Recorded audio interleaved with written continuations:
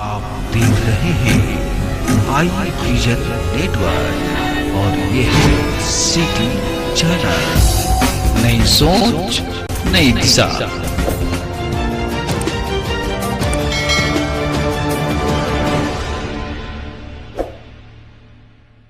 तो भाइयों बहनों, इससे बढ़कर के पवित्र कार्य दूसरा हो ही नहीं सकता है। श्रीमद् भगवत गीता भी तो यही कहती है कि किसी को ज्ञानवान बना देना ही ये जीवन का सबसे पवित्र कार्य है, और इसका आधार कोई बन सकता है तो शिक्षा बनेगी, शिक्षा। और इसीलिए स्कूल चलो अभियान 2017 में हम लोगों ने प्रारंभ किया था। जुलाई 2017 में जब एक कार्यक्रम प्रारंभ हुआ, उस समय उत्तर प्रदेश बेसिक शिक्षा परिषद के स्कूलों में 1,34,00,000 बच्चे अध्ययन कर रहे थे।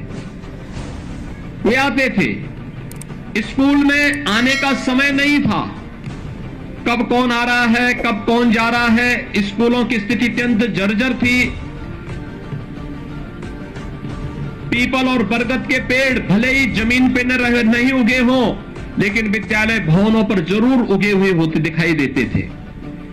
क्लास की स्थिति खराब थी, पेयजल की व्यवस्था नहीं थी, बालक बालिकाओं के लिए टॉयलेट की व्यवस्था नहीं थी, मिड डे मील की कोई पुरसा हल नहीं था। एक प्रकार की अव्यवस्था और अराजकता का वातावरण देखने को मिलता था। स्कूल आने वालों की संख्या कम, छोड़ने वालों की संख्या ज्यादा दिखाई दे रही थी। लेकिन आज जब लगातार 3 वर्ष तक स्कूल चलो अभियान अभियान प्रारंभ हुआ, आगे बढ़ा, तो मात्र 3 वर्ष के अंदर उत्तर प्रदेश में बेसिक शिक्षा परिषद के स्कूलों में 1,80,00,000 बच्चे इन्हीं विद्यालयों के में अपना नामांकन करा करके वहां पर अध्ययन के साथ जुड़े, और उस बेसिक शिक्षा परिषद के साथ जुड़ करके शिक्षा की आधारशिला को मजबूती प्रदान करने में अभिभावकों ने अपना योगदान दिया। तो बच्चों ने आकर के इन स्कूलों को फिर से एक बार यहां की रौनक को बढ़ाने का काम भी किया।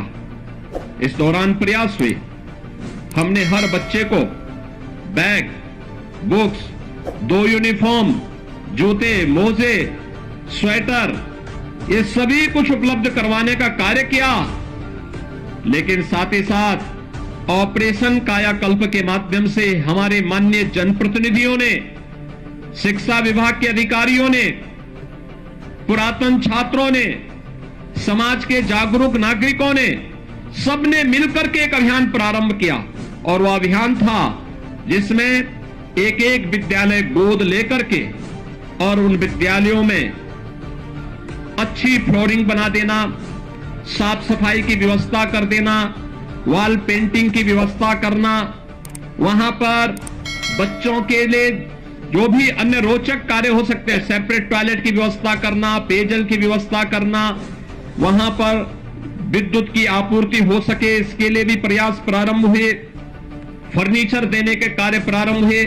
मुझे स्वयं जब एक विधायक के रूप में जो विधायक निधि मिली, तो मैंने अपने विधानसभा क्षेत्र में हर विद्यालय में बेसिक शिक्षा परिषद से जुड़े हुए हर विद्यालय में फर्नीचर देने का काम किया, जिससे वहां पर हर बच्चा आकर के स्कूल में फर्नीचर में बैठ सके, कुर्सी मेज में बैठ सके, उस प्रकार की व्यवस्था वहां पर उनके लिए देने का कार्य हुआ। मिड डे मील के स्तर को सुधारने का कार्य हुआ। और देखते ही देखते 1,58,000 जो विद्यालय थे बेसिक शिक्षा परिषद के, इनमें से 90,000 से अधिक विद्यालयों में ये सभी प्रकार की सुविधाओं से इसे आच्छादित करने का कार्य हुआ। आज बढ़कर के 1,34,000 तक पहुंच चुकी है। लेकिन अभी भी बहुत सारे विद्यालय हैं जिन्हें ऑपरेशन कायाकल्प के साथ जोड़ना है, और इसलिए मैं आज आपके बीच आया हूं आपसे कहने के लिए। मैं प्रदेश भर के अपने सभी जनप्रतिनिधियों से कहूंगा, माननीय सांसद, माननीय विधायक, विधान परिषद के माननीय सदस्य, जिला पंचायत के अध्यक्ष, ब्लॉक प्रमुख, मेयर, चेयरमैन, पार्षद, ग्राम प्रधान, पुरातन छात्र, शिक्षा विभाग से जुड़े हुए सभी अधिकारी और अन्य सभी जनप्रतिनिधियों से, पार्षदों से, सबसे मैं इस बारे में अपील करूंगा वे एक एक विद्यालय फिर से गोद लें। जो विद्यालय पिछली बार छूट गए थे, उनमें से एक एक विद्यालय को गोद लेकर के उन्हें ऑपरेशन कायाकल्प के माध्यम से सभी प्रकार की बुनियादी सुविधाओं से उन्हें आच्छादित करते हुए अपने वर्तमान यानी भावी पीढ़ी के वर्तमान को सुधारने की दिशा में हम प्रयास करेंगे, तो वह आपके भविष्य को भी उज्जवल बनाने में अपना योगदान दे पाएगा। और इस दिशा में मैं अपील करूंगा कि एक एक विद्यालय गोद लेकर के इस कार्यक्रम को वे सभी लोग स्कूली शिक्षा के इस पवित्र कार्यक्रम के साथ जुड़े। भाइयों बहनों, हम लोग देश के सबसे बड़े राज्य में बेसिक शिक्षा परिषद में जितने हमारे यहां बच्चे पढ़ रहे हैं, देश के अंदर तमाम राज्यों की उतनी आबादी नहीं है और दुनिया के अंदर तमाम देशों की भी उतनी आबादी नहीं है। लेकिन हमें अपने प्रदेश के इन बच्चों की प्रतिभा पर गौरव की अनुभूति करनी चाहिए, इन्हें उचित माहौल देना चाहिए। कोई स्मार्ट क्लास लगा सकता है, कोई इन बच्चों के लिए वहां पर फर्नीचर की व्यवस्था में योगदान दे सकता है, कोई लाइब्रेरी को बनाने में योगदान दे सकता है। हमने पाठ्यक्रम में भी आमूलचूल परिवर्तन करने का प्रयास किया। एनसीईआरटी के पाठ्यक्रम को बेसिक शिक्षा में लागू करने, साथ साथ महापुरुषों की जीवनी को भी इसके साथ जोड़ने का कार्य किया। और जब मैंने स्वयं इस आकांक्षात्मक जनपद श्रावस्ती से इस कार्यक्रम का शुभारंभ करने का निर्णय लिया, तो इसके पीछे का कारण भी था।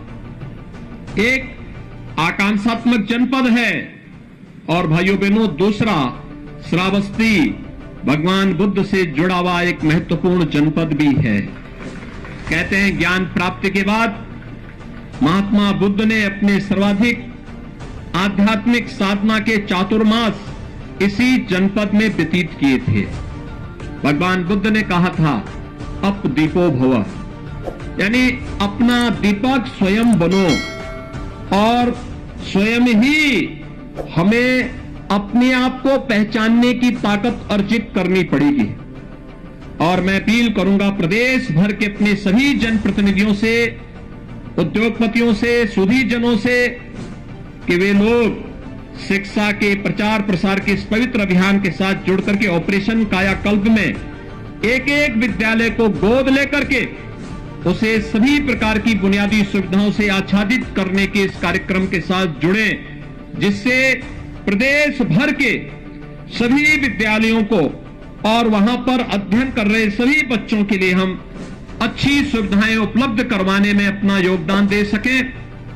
आज जब सरकार ये सभी प्रकार की सुविधाएं दे रही है, मेरी सभी बेसिक शिक्षा परिषद से जुड़े हुए जितने भी बेसिक शिक्षा अधिकारी हैं या फिर ब्लॉक स्तर पर शिक्षा विभाग के अधिकारी हैं, प्रधानाचार्य हैं, शिक्षक गण हैं, अन्य कर्मी हैं, इन सब से मेरा आग्रह होगा वे अब सुनिश्चित करें, अब जब हम लोग यूनिफॉर्म के पैसे, बैग और बुक्स के पैसे, स्वेटर, जूते, मोजे के पैसे डीबीटी के माध्यम से उन बच्चों के अकाउंट में देने का कार्यक्रम, बच्चों और अभिभावकों के अकाउंट में देने का कार्य कर रहे हैं, तो हमारा एक प्रयास होना चाहिए, हम ये सुनिश्चित करें एक समय सीमा के अंदर सभी बच्चों के लिए निर्धारित uniform, bag, books, shoes, socks, sweater, ये जो भी आनी है, अभिभावक इसको खरीदने की कार्रवाई को भी आगे बढ़ा दे। ऐसा ना हो कि पैसा गया और बच्चा बिना यूनिफॉर्म के स्कूल आ रहा है। दूसरा, स्कूल में केवल पठन पाठन के साथ ही अगर हम उस बच्चे को खेल कूद की गतिविधियों के साथ नहीं जोड़ पा रहे हैं, उस बच्चे को किसी रचनात्मक गतिविधि के साथ नहीं जोड़ पा रहे हैं, तो मुझे लगता है शिक्षा का एक ही पक्ष फिर हम पूरा कर रहे हैं। उस बच्चे के सर्वांगीण विकास की दिशा में प्रयास करना चाहिए। मैं प्रदेश के अंदर बहुत सारे जनपदों में जाता हूं और जिन भी जनपदों में जाता हूं बेसिक शिक्षा परिषद के स्कूलों में मैं अक्सर जाता हूं, क्योंकि बेसिक शिक्षा की आधारभूत इकाई है। अगर ये शिक्षा मजबूत होगी तो शेष अन्य शिक्षा अपने आप ही मजबूत होती हुई दिखाई देगी। और इसलिए जब मैं जाता हूं, मैंने देखा है 2017 के पहले जिन विद्यालयों में कोई सुविधा नहीं थी। 2017 के बाद स्मार्ट क्लास दी। स्मार्ट क्लास में वहां के बच्चे इतने पारंगत हुए कि उन बच्चों को देखते ही देखते ये चीजें दिखाती थी। पहले सुविधा नहीं थी, वे बच्चे इन सुविधाओं से वंचित रहते थे। उनको नहीं पता था कैसे ये ऑपरेशन होना है, कैसे इसको हम आगे बढ़ाने, क्रियाशील कैसे इसको करना है। लेकिन आज वह जब उन बच्चों को इसका प्रशिक्षण दिया गया तो अधिक से अधिक बच्चे इससे लाभान्वित होते हुए दिखाई दिए हैं। हमारा प्रयास होना चाहिए, इस पवित्र कार्य के साथ हम जुड़े हैं तो इस पवित्र कार्य को हम उतनी मजबूती के साथ आगे बढ़ाने का कार्य करेंगे। आज वासंतिक नवरात्रि का तृतीया है, यानी आज जगत जननी मां भगवती की पूजा तीसरे दिन भी उसी श्रद्धा और विश्वास के साथ पूरे देश के अंदर इस अनुष्ठान के साथ लोग जुड़ रहे हैं। और आप नवरात्रि के इस पावन आयोजन के अवसर पर स्कूल चलो अभियान के इस कार्यक्रम के साथ जुड़ रहे हैं। यह भी जगत जननी मां भगवती के प्रति हमारी श्रद्धा का ही प्रतीक है, क्योंकि शिक्षा की देवी मां सरस्वती को भी तो हम देवी के रूप में पूजते हैं। और उस रूप में अगर हम इस कार्यक्रम के साथ जुड़ रहे हैं तो भाइयों बहनों, इस कार्यक्रम के साथ जुड़ना अपने आप में एक पवित्रता की एक नई मिसाल हम प्रस्तुत कर सकते हैं। एक बार फिर से स्कूल चलो अभियान के साथ जुड़े हुए प्रदेश भर के सभी जितने भी हमारे स्कूल, बेसिक शिक्षा परिषद के स्कूल हैं, इन सभी को मैं आह्वान करूंगा कि अगले एक माह के अंदर जो आपके सामने लक्ष्य है कि कोई भी बच्चा छूटने न पाए, कोई भी हो, वह स्थायी हो या प्रवासी हो। यहां तक कि अगर कोई कामगार, प्रवासी कामगार और श्रमिक भी यहां पर यूपी में आकर के काम कर रहा है और वहां कुछ ही दिन के लिए आया है, 4 महीने 6 महीने के लिए आया है, तो भी हम उसका प्रवेश, उनके बच्चों को प्रवेश जरूर करवा लें। 3 से 5 साल तक के बच्चों को मिनी आंगनबाड़ी में प्री प्राइमरी के रूप में से आगे बढ़ाने की कार्रवाई हमें आगे बढ़ा देनी चाहिए। और 5 साल से ऊपर के बच्चे बेसिक शिक्षा परिषद के स्कूलों में जाएं और स्कूलों में जा करके वहां पर पठन पाठन के साथ जुड़े, अक्षर ज्ञान के साथ जुड़े, अपने भविष्य को संवारने का कार्य करें। उन बच्चों के लिए उस प्रकार का माहौल देना, ये बेसिक शिक्षा परिषद के अधिकारियों के साथ साथ पूरा विभाग इसके साथ जुड़े और पूरा समाज उनके सहयोग के लिए अगर खड़ा होगा तो देखते ही देखते बेसिक शिक्षा परिषद की पूरी कायाकल्प होती हुई दिखाई देगी। कायाकल्प केवल बेसिक शिक्षा की नहीं होगी, पूरी शिक्षा व्यवस्था की होगी। और इससे होने वाले जो एक व्यापक परिवर्तन होंगे, इसका लाभ समाज और पूरे देश को लंबे समय तक प्राप्त होता रहेगा। आज के इस अवसर पर एक बार फिर से हर बच्चे को स्कूल भेजना है, यह संकल्प हमारा होना चाहिए। कोई बच्चा छूटने न पाए, यह संकल्प हमारा होना चाहिए। दूसरा, ऑपरेशन कायाकल्प में हर जनप्रतिनिधि एक एक विद्यालय गोद लेकर के इस पवित्र कार्य के साथ जुड़े, जिसमें उस विद्यालय जो बचे हुए विद्यालय हैं उन विद्यालयों में भी हम बुनियादी सुविधाएं उपलब्ध करवा सकें। उनकी फ्लोरिंग को ठीक करना, बालक बालिकाओं के लिए टॉयलेट बनाने की कार्रवाई अलग करना, बनाना, पेयजल की व्यवस्था उपलब्ध कराना, फर्नीचर की व्यवस्था, स्मार्ट क्लास, लाइब्रेरी और अन्य बुनियादी सुविधाएं भी हम वहां उपलब्ध करवाने का कार्य करें। सोलर पैनल की व्यवस्था हो, ये सभी चीजें अगर हम वहां उपलब्ध करवाते हैं तो आप देखेंगे कि बहुत जल्दी सभी विद्यालय न केवल उसके साथ आगे बढ़ेंगे बल्कि बेसिक शिक्षा परिषद का पूरा कायाकल्प होता हुआ दिखाई देगा और यह लोगों के लिए व्यापक परिवर्तन का कारक बनेगा, जो प्रदेश के विकास को एक द्रुत गति से आगे बढ़ाने में सहायक होगा। और साथ साथ मेरा आह्वान होगा कि जो भी ये कार्यक्रम चल रहे हैं, इन कार्यक्रमों की नियमित समीक्षा, प्रधानाचार्य प्रतिदिन इसकी समीक्षा करे, कौन बच्चे आ रहे हैं, कौन नहीं आ रहे हैं। उन बच्चों की रिपोर्ट कार्ड से साल में कम से कम 3 से 4 बार अभिभावकों के साथ बैठक करना, उनके साथ संगोष्ठी करना, उनके साथ बैठक करना, 4 बार कम से कम उनके साथ बैठे हर तीसरे महीने अभिभावकों के साथ एक बैठक जरूर हो। यह विद्यालय का जो समय है उसके बाद या उससे पहले आप करें, या रविवार के दिन करें। कक्षा का जो टीचर है, कम से कम कक्षाध्यापक सप्ताह में एक बार जिस ग्राम पंचायत में उन बच्चों को पढ़ा रहा है उस ग्राम पंचायत में जाकर के एक एक अभिभावक के साथ जरूर बातचीत करें। बच्चे के बारे में सकारात्मक रूप से उसे आगे बढ़ाने के लिए प्रेरित करें, अभिभावक को प्रेरित और प्रोत्साहित करें। ये क्रम अगर आगे बढ़ेगा आप देखेंगे कि आपको इसका यश भी प्राप्त होगा और आप यह न केवल बेसिक शिक्षा परिषद की प्रगति का आधार बनेगा बल्कि आपके जीवन को भी यशस्वी बनाने में इसकी बड़ी भूमिका होगी। एक बार फिर से नियमित समीक्षा इस बात की भी कि डीबीटी के माध्यम से जिन बच्चों के अभिभावकों के अकाउंट में पैसा चला गया है उसकी सूची लेकर के यह सुनिश्चित करना कि उन बच्चों के लिए यूनिफॉर्म समय पे बन जाए, बच्चे अपने निर्धारित यूनिफॉर्म में स्कूल आए, बैग बुक्स है, जूते मोजे हैं, सर्दियों में स्वेटर है, ये सभी उन बच्चों को उपलब्ध हो और समयबद्ध ढंग से इस कार्यक्रम को हम आगे बढ़ा सकेंगे।